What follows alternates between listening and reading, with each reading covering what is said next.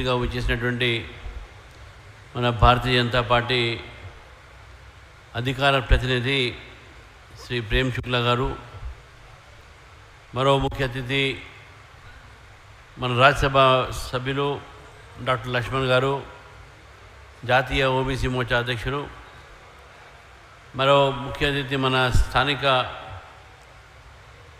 Member of parliament మరి senior నాయకులు ఈటల రాజేందర్ గారు, అదేవిధంగా ఎన్వి సుభాష్ గారు, జిల్లా అధ్యక్షులు శ్రీనివాస్ రెడ్డి గారు, మరి అధికార ప్రతినిధులు, party IT cell, social media cell, data cell ముగ్గురు ఎవరైతే ఈ యొక్క కార్యక్రమాన్ని నిర్వహిస్తున్నారో స్పోక్స్ పర్సన్స్తో పాటు కలిసి సుమరిన్ గారు, భరత్ రెడ్డి గారు, అదేవిధంగా ప్రకాష్ గారు, అందరికీ ఇక్కడ విచ్చేసినటువంటి డెలిగేట్స్కు, ప్రతినిధులకు, మీడియా మిత్రులకు చాలా సంతోషం ఈరోజు. ఎందుకంటే స్థానిక ఎన్నికలు ఎప్పుడైనా రావచ్చు. మరి స్థానిక ఎన్నికల సందర్భంగా మనందరూ తెలుసు, ఈరోజు ఉన్నటువంటి పరిస్థితిలో ఇన్ఫర్మేషన్ ఏజ్ ఇది. మనం ఇన్ఫర్మేషన్ ఏజ్ అంటే ఈరోజు అందరికి కూడా సమాచారం కరెక్ట్గా అందుతుందా లేదా, అందాలే, దానికి వివిధ మాధ్యమాలు ఉన్నాయి. అందులో ఈ మధ్య కాలంలో సోషల్ మీడియాది అది ఒక ప్రముఖమైనటువంటి మాధ్యమంగా మారింది. స్థానిక ఎన్నికల సందర్భంగా నేను వేదిక మీద ఉన్న స్పోక్స్ పర్సన్స్ కానీ, లేకుంటే ప్రతి దినము మీడియాకు ఏదో రకంగా సంబంధం, మీడియా ప్యానెల్లో పోవటము, మాట్లాడటము, వివిధ టీవీ ఛానల్స్లో, వారందరినీ కూడా నేను కోరేది ఏంటంటే,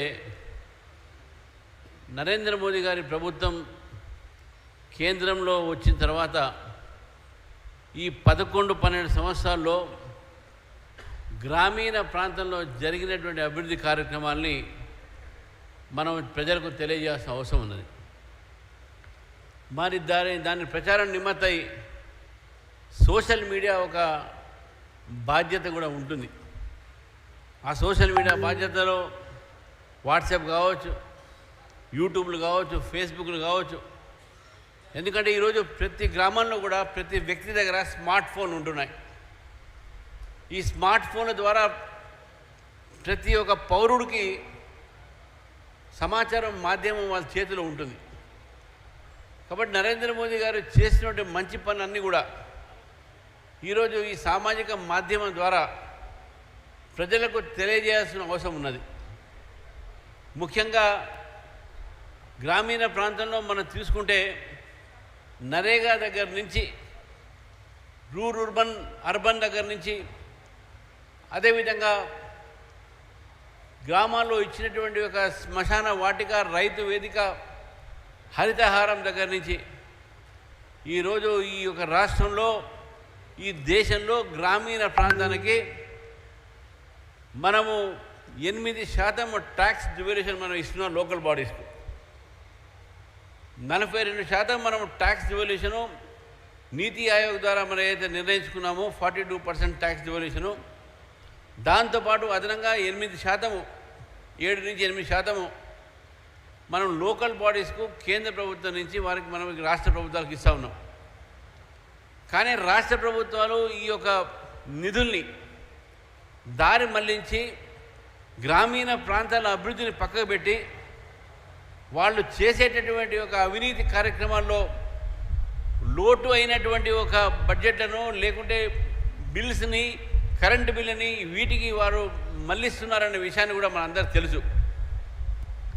ఈ రాష్ట్రంలో బీఆర్ఎస్ ప్రభుత్వం ఉన్నప్పుడు సర్పంచ్ ఎన్నికలు జరిగిన తర్వాత ఎంతోమంది సర్పంచులు వారికి ఉన్నటువంటి కష్టాలతో ఆత్మహత్యలు చేసుకున్నటువంటి సంఘటన మనం చూసినాం. కేవలం ప్రభుత్వాల నిర్లక్ష్యంతో నరేంద్ర మోదీ గారి పంపిస్తున్నటువంటి ఒక గ్రామీణ ప్రాంతానికి పంపిస్తున్నటువంటి నిధుల్ని ఆ ప్రాంతానికి ఇవ్వకుండా సర్పంచులు ఈరోజు వారు అప్పుల్లో పడి అప్పులు తీర్చలేక వాళ్ళ మీద కలెక్టర్ దగ్గర నుంచి నోటీసులు వచ్చి వాళ్ళ మీద ఎక్కడ కేసులు పెడతారో భయంతో అనేక మంది సర్పంచులు ఈరోజు మన రాష్ట్రంలో కొంతమందికి జైలు పాలు చేశారు, కొంతమంది ఆత్మహత్యలు చేసుకున్నారు. మరి ఈ యొక్క పరిస్థితిలో మరి కాంగ్రెస్ పార్టీ మనం వచ్చింది. ఈరోజు సర్పంచ్ల ఒక పూర్తి సమయం అయిపోయి దాదాపు ఏడాదిన్నర అయిపోయింది. ఎంపీటీసీలు జెడ్పీటీసీలు పదవీ కాలం కూడా అయిపోయింది. 19 సంవత్సరాలు అయింది, 19 నెలలు ఈ యొక్క ప్రభుత్వం వచ్చి 19 నెలల నుంచి కూడా ఈరోజు ఈ ప్రభుత్వం లోకల్ బాడీ ఎలక్షన్స్ పెట్టలేదంటే ఈ యొక్క ప్రభుత్వానికి కూడా స్థానిక సంస్థల మీద వారికి రెస్పెక్ట్ లేదు, స్థానిక సంస్థల మీద వారికి చిన్న చూపు ఉందని చెప్పేసి కూడా మనం తెలియజేస్తూ ఉన్నాం. రిజర్వేషన్ ఇష్యూ మాట తీసుకొచ్చారు, ఇంకో ఏదో చెప్తా ఉన్నారు, కాలవ్యాపం చేస్తూ ఉన్నారు. కానీ ఈరోజు వాళ్ళకు పెట్టక తప్పదు. నిన్న మన మంత్రి బయట నుంచి వారికి మీనాక్షి నటరాజన్ గారు వస్తే తప్ప ఈ ఎలక్షన్స్ పెట్టాలని నిర్ణయం తీసుకోలేకపోతున్నారు. నిన్న మీటింగ్లో చెప్పారు మేము పెడతామని చెప్పేసి. మీరు ఏది పెట్టినా పెట్టకున్నా మీరు పెట్టాల్సింది, ఎందుకంటే ఇది రాజ్యాంగబద్ధమైనటువంటి ఒక మీ బాధ్యత. 73, 74 సవరణలో స్థానిక ఎన్నికలు జరపాల్సి ఉందే, లేకుంటే నిధులు ఆగిపోతాయి, ఈ రాష్ట్రంలో అభివృద్ధి కార్యక్రమాలు ఆగిపోతాయి అనే విషయాన్ని ఈ ప్రభుత్వం తెలుసుకోవాల్సిన అవసరం ఉన్నది. అటు హైకోర్టు చివాట్లు పెట్టినా మీ రాజ్యాంగ బాధ్యత మీకు ఉన్నా మీరు పెట్టట్లే, ఎందుకంటే మీరు ఓడిపోతారని పెట్టట్లేదు. అదొకటి. పెట్టాలనేటటువంటి ఆలోచన మీకు ఉంటే కొద్దిగా ఇటువంటివన్నీ కాలవ్యాపారం మీరు చేయరు. అయినా పెట్టాల్సిన అవసరం ఉంది కాబట్టి మళ్ళీ ప్రజల్ని మీరు తప్పుదారి పట్టించే ప్రయత్నం చేస్తున్నారు. ఈరోజు గ్రామీణ ప్రాంతంలో వారికి రావాల్సింది రైతు బంధు రావట్లే. ఏదో 6,000 రెండుసార్లు వేసి మీరు 15,000 చెప్పినటువంటి రైతు బంధు ఇంకా రాలే. ఏదో గ్రామీణ ప్రాంతంలో కేంద్రం మీద మీరు ఆక్రోశం పెంచడానికి మీ మంత్రులు, మీరు, మీ దళాలీలు కృత్రిమంగా ఈరోజు అక్కడ యూరియాని షార్టేజ్, దాని కొరత తెచ్చింది మీ పార్టీ, మీ నాయకులు అనే విషయాన్ని కూడా కాంగ్రెస్ పార్టీ గుర్తుపెట్టుకోవాలి. ఈ దేశంలో ఉన్నటువంటి ఈ యొక్క రాష్ట్రంలో ఉన్న రైతాంగం వీళ్ళని అడగాలి. కొన్ని జిల్లాల్లో అసలు ఎందుకు కొరత లేదు, ఎందుకు మీ దగ్గర కొరత ఎందుకు ఉన్నది కొన్ని జిల్లాలో అనేది విషయాన్ని కూడా ఈ రాష్ట్రము కేవలము కృత్రిమైనటువంటి ఈ కృత్రిమ ఒక కొరతని సృష్టించింది కేవలం నరేంద్ర మోదీ గారి ప్రభుత్వాన్ని బదనాం చేయడానికి.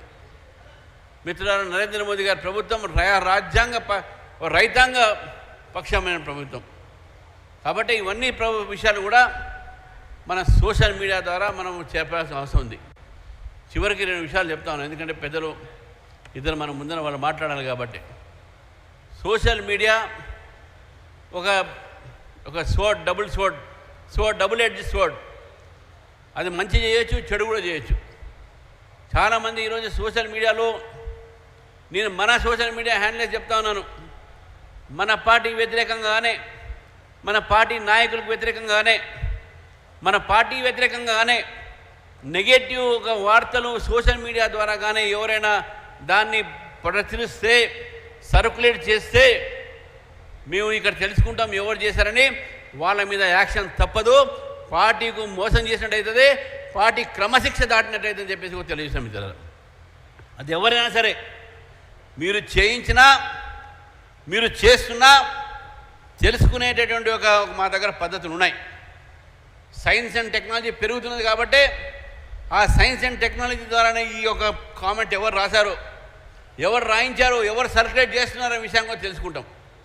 కాబట్టి సోషల్ మీడియా చేతిలో ఉంది కదా అని చెప్పేసి, యూట్యూబ్లు చేతిలో ఉన్నాయని చెప్పేసి అడ్డమైన వార్తలు ఈరోజు మన పార్టీ మీద రాస్తే, సర్క్యులేట్ చేస్తే, నాయకుల మీద చేస్తే, మన పార్టీలో ఉన్నటువంటి ఒక మధ్యన కార్యకర్తల మధ్యన, నాయకుల మధ్యన విభేదాలు తీవ్రమైన ప్రయత్నం చేస్తే, తప్పుడు ప్రచారం చేస్తే ఇక పార్టీ ఊరుకునేది లేదు, వాళ్ళ మీద చర్య తప్పదనే విషయాన్ని కూడా మేము తెలియజేస్తాం మిత్రులు. ఈరోజు we will not tolerate any intolerance, indiscipline, will not tolerate any indiscipline in social media.